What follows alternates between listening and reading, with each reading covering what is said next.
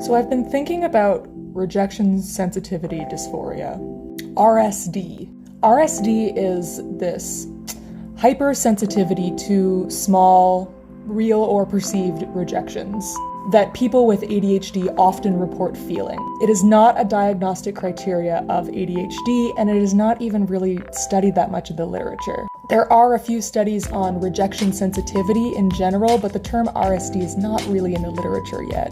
I was recently diagnosed with borderline personality disorder, and one of the kind of quintessential diagnostic criteria of BPD is frantic efforts to avoid real or perceived abandonment. And since I got that diagnosis, I've been trying to suss out the difference between RSD and fear of abandonment.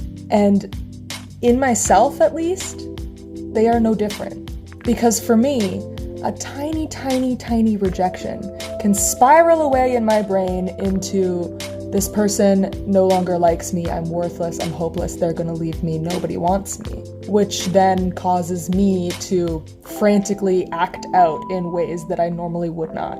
And I'm not saying that everybody who experiences rejection sensitivity has borderline personality disorder, but I do think that the talk about RSD was one of the reasons why I went so long without getting this BPD diagnosis, because I chalked up my fear of abandonment to rejection sensitivity.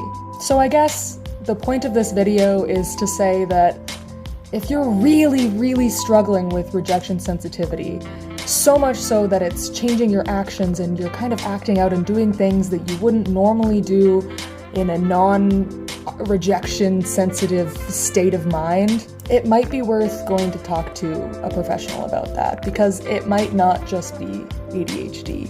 And there may be other resources that you're missing out on that you could go and pursue with more information.